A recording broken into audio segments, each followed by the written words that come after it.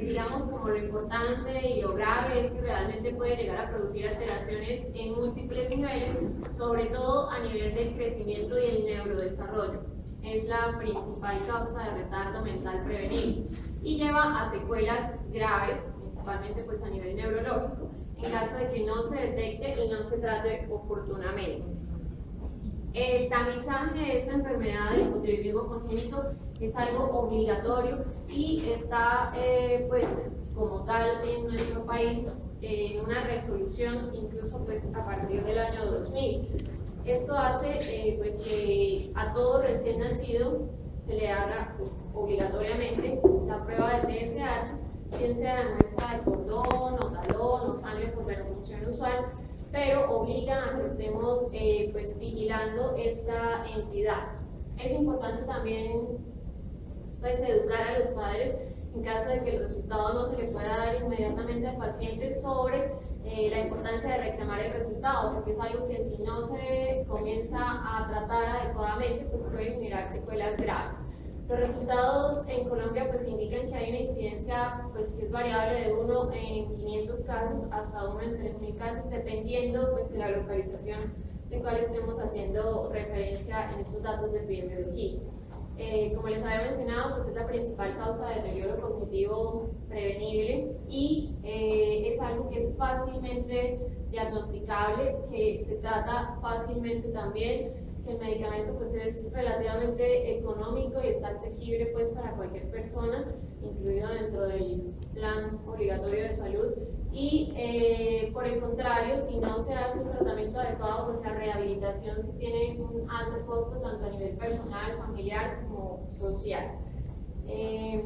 Bueno, para recordar la parte de anatomía, entonces tenemos pues que la glándula tiroides es quizá una de las más grandes e importantes en el funcionamiento en general de todas las células pues, de la economía corporal.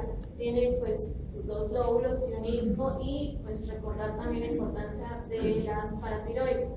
Es importante también pues evaluar en nuestros pacientes si presentan, por ejemplo, bocio o no. Hay que acostumbrarnos a hacer dentro del examen físico la evaluación de la tiroides.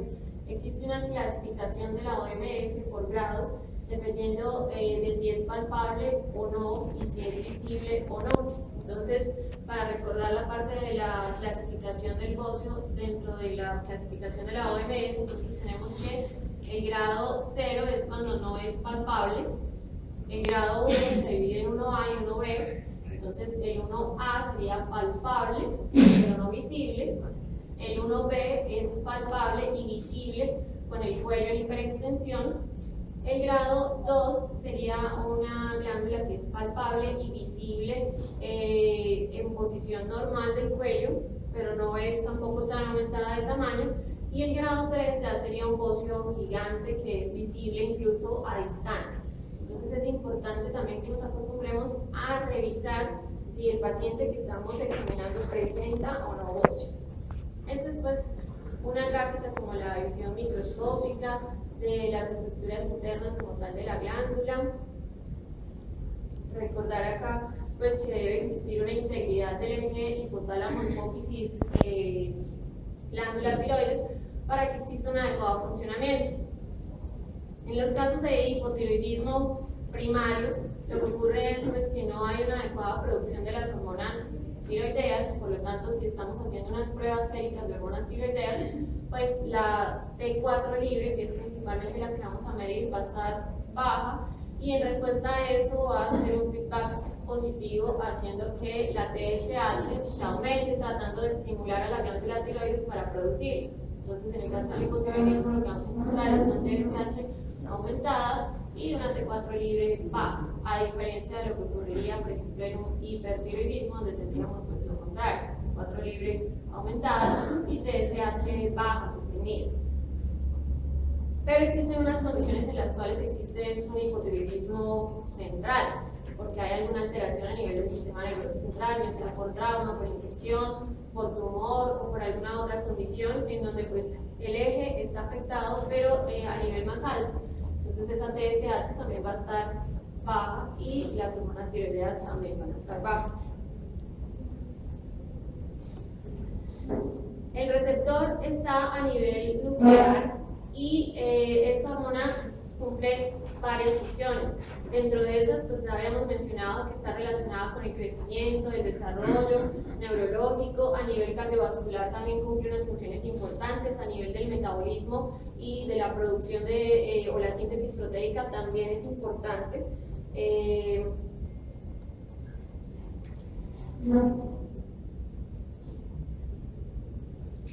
Y pues nuevamente alertar sobre esto, que es supremamente importante. Si no se detecta el hipotiroidismo congénito, pues ese paciente va a tener retardo verbal y es algo que es prevenible. Dentro de las causas, entonces tenemos que existen causas que producen hipotiroidismo congénito permanente y causas que producen hipotiroidismo congénito transitorio. Entonces vamos a ver cuáles son estas causas. Dentro de las que producen hipotiroidismo congénito permanente, entonces están las alteraciones como tal anatómicas, porque haya una disgenesia tiroidea, aplasia, agenesia, hipoplasia o ectopia. Existen otras condiciones que también podrían llegar a producir hipotiroidismo congénito permanente, como los errores innatos en la hormonogénesis como tal, o el hipotiroidismo secundario o terciario, que ya son anomalías más altas, como les había mencionado, a nivel hipotalámico o a nivel hipofisiario. La resistencia a la TSH, que sería por una mutación del gen receptor de la TSH, sin embargo esto es mucho más raro, o la resistencia a la hormona tiroidea, que es 1 en 100.000 casos. Entonces vemos que, digamos, dentro de estas causas permanentes, la más frecuente serían las alteraciones anatómicas, que se pueden presentar en 1 en 3.000 a 4.000 casos.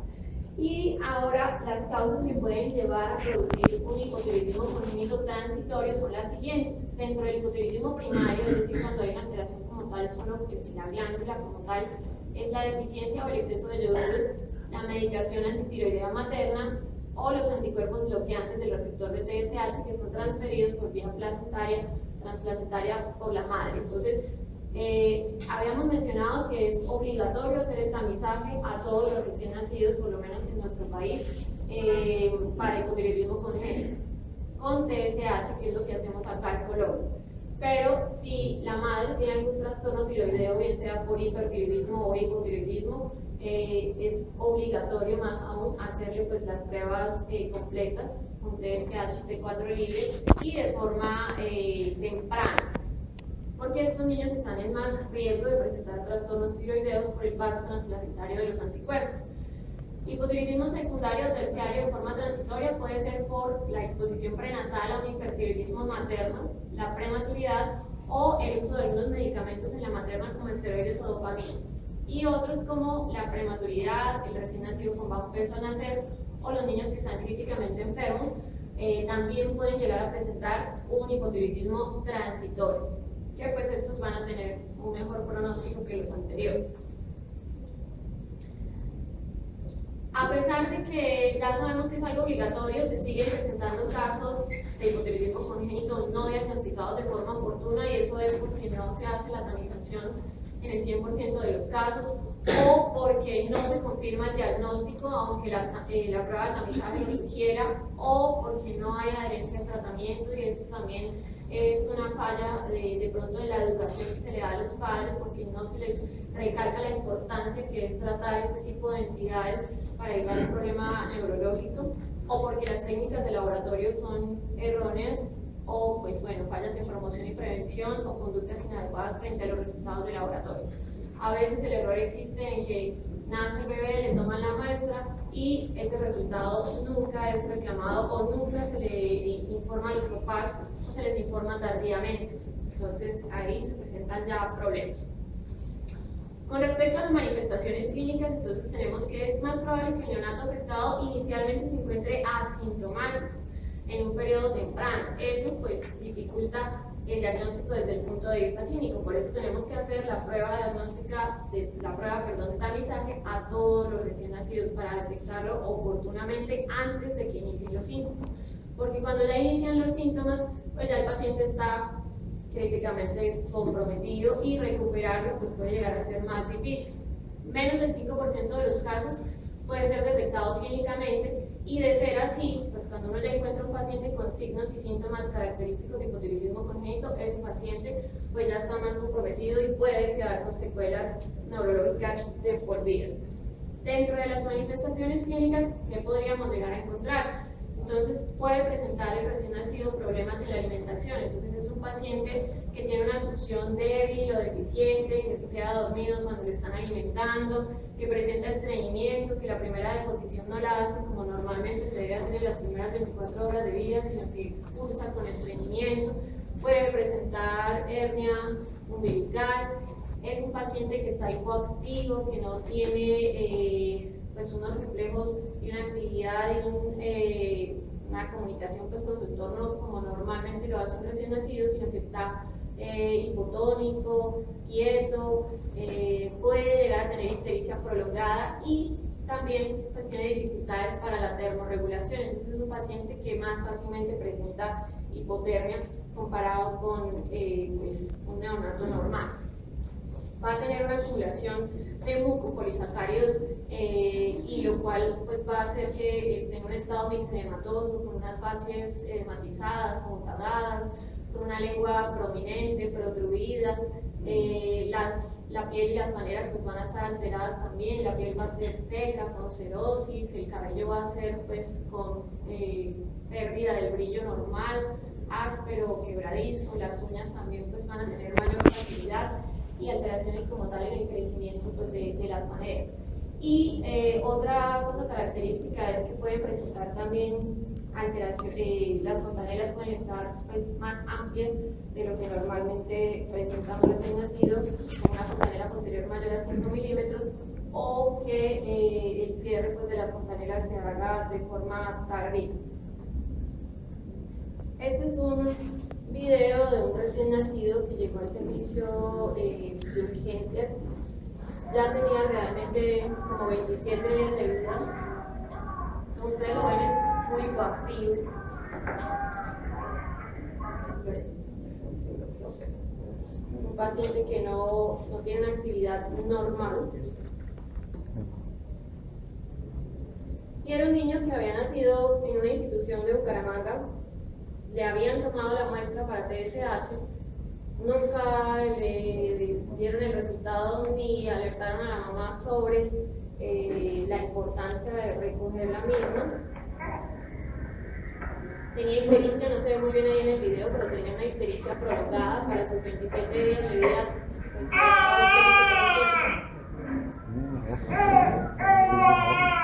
El llanto es un llanto ronco, disfónico, tiene la lengua protruida, tiene pues, una hernia umbilical que en este caso es pequeña, pero pues la tiene. Y es un paciente que tenía una TSH mayor a 80 en ese momento y una T4 libre muy baja. Es un paciente que se pudo haber detectado en el primer día de vida, porque en ese momento es cuando se toman las muestras. Entonces, a pesar de que es obligatorio y todos sabemos que es importante, aún en nuestro medio están llegando casos tardíos de hipotiroidismo congénito y eso pues es grave porque este niño ya presentaba signos característicos y probablemente quede con secuelas. La muestra se puede tomar de cordón en el momento del nacimiento o de talón en una prueba de papel seco. Realmente cuando uno revisa las guías que se tienen a nivel mundial sobre tamizaje de hipotiroidismo congénito, se estima que idealmente se debería tomar la muestra hacia el 4º día de vida. Sin embargo, en nuestro país, la mayoría de las veces al 4º día de vida ese paciente ya está perdido del seguimiento de la institución de salud. Tiene su bebé y al siguiente día ya le dan salida, se fue por parto normal y se van y no vuelven a seguimiento sino 2 o 3 meses después. Entonces es muy difícil y se perderían más personas así haciéndolo al 4º día de vida. Por eso aquí pues lo hacemos en el primer día, con la muestra directamente del cordón umbilical o una muestra que se hace de talón. También se podría hacer una muestra por técnica de venopunción usual. Lo ideal sería tomar ambas TSH T4 libre, pero realmente aquí se hace el tamizaje inicialmente tomando TSH y dependiendo del resultado de la misma, se evalúa si es necesario hacer las pruebas confirmatorias o si sale normal, pues no hay ningún problema y se continúa el seguimiento clínico del caso pues, en crecimiento y desarrollo normal. ¿Qué se define como caso probable de hipotiroidismo congénito? Todo recién nacido con TSH de cordón mayor a 15 miliunidades por litro, o recién nacido con TSH tomado por muestra de talón mayor a 10. En caso de que tengamos estos resultados, pues se debe hacer confirmación por técnica de venopunción usual, haciendo nuevamente TSH T4 libre. En caso de no tener T4 libre, pues se debe hacer T4 normal, total. Otra definición de caso probable también es todo niño menor de 3 años de edad con retardo en el desarrollo psicomotor asociado o no a uno de los siguientes signos, que es trastorno en la alimentación, hipotonía, macroglossia, fontanela posterior amplia mayor a 5 milímetros o baja tara. Y siempre debemos hacer la confirmación, entonces tomando las pruebas diagnósticas completas. Caso confirmado es aquel que ya tiene las pruebas bioquímicas en suero con niveles elevados de TSH para la edad y valores pues, bajos de T4 libre. Se debe considerar también el valor de T4 libre en el límite inferior. Es una enfermedad, una entidad de notificación inmediata y obligatoria. Existen formatos del ministerio para notificarlo inmediatamente. Una vez identifiquemos un caso, el médico general debe iniciar el tratamiento y debe derivar a pediatría. No es que confirme el caso y le mande la consulta para pediatría y se quede tranquilo. No, porque probablemente a su paciente y más con nuestro sistema de seguridad social, la consulta con pediatría se la dan a los 2 o 3 meses y después ese paciente pues queda todo ese tiempo sin tratamiento. Entonces debe hacer el diagnóstico y debe iniciar el tratamiento. Se confirma, caso descartado sería cuando el resultado ya del TSH T4 libre se encuentre dentro de los valores normales de referencia, porque a veces ocurre así, la TSH podría aumentarse en el momento pues, de la toma de la muestra para tamizaje por algunas otras condiciones que le generen estrés metabólico al paciente, ya sea porque tuvo sufrimiento fetal, o asfixia perinatal, o con parto, con trabajo de parto prolongado. Entonces eso también puede llegar a elevar la TSH, por eso solo con la prueba de tamizaje no podemos confirmar y hacer diagnóstico, iniciar tratamiento, porque existen algunas otras condiciones que pueden elevar transitoriamente la TSH y no se llevan realmente a un hipotiroidismo. Entonces por eso debemos tomar TSH T4. Es una urgencia. Se requiere el inicio rápido de la suplencia. Como les había dicho, se debe iniciar la suplencia con levotiroxina desde el momento en el que se detecte el caso, y esto pues se debe hacer por parte de medicina general y obviamente derivarlo también a la valoración por pediatría y endocrinología pediátrica. El medicamento que se utiliza es la levotiroxina sódica. La dosis como tal que se propone es de 10 a 15 microgramos por kilogramo de peso al día.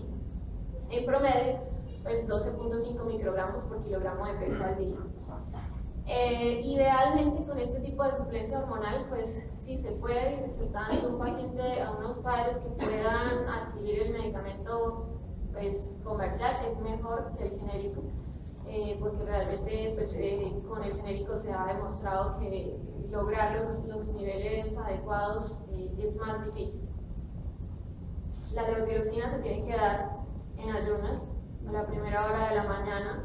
Entonces eso también es algo importante en la educación de los padres, porque si se lo dan junto con los alimentos, junto con la leche, pues no se va a absorber adecuadamente y no va a funcionar el medicamento.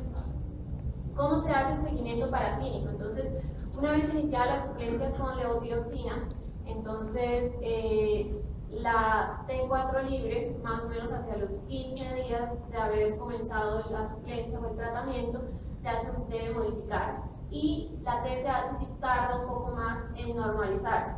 Entonces la T4 libre tarda más o menos 15 días en normalizarse y la TSH tarda cerca de un mes, 4 o 5 semanas en normalizarse.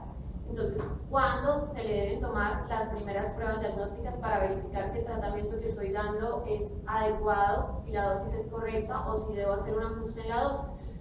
De 2 a 4 semanas después de haber iniciado la terapia se debe hacer los primeros laboratorios. Entonces, pues idealmente al mes, que es el momento en el cual ya se sabe que tanto la T4 libre como la TSH han tenido que virar hacia la normalidad, se hacen las pruebas. Luego se debe hacer un seguimiento con clínico y paraclínico cada mes durante los primeros 6 meses, luego cada 2 meses hasta el primer año, luego se va espaciando cada 3 meses hasta los 3 años, y luego cada 6 meses después del tercer año, hasta los 10 años, y después ya de los 10 años sí, pues generalmente se hace de forma anual. Entonces, Inicialmente, una vez se hace el diagnóstico, se deben hacer seguimientos tanto clínicos como paraclínicos muy seguidos y generalmente pues es el médico general el que tiene que estar ante estos casos porque es pues, con quien más acceso se tiene por parte de los pacientes en nuestro servicio de salud. Bien, esto es con respecto a la parte de hipotiroidismo.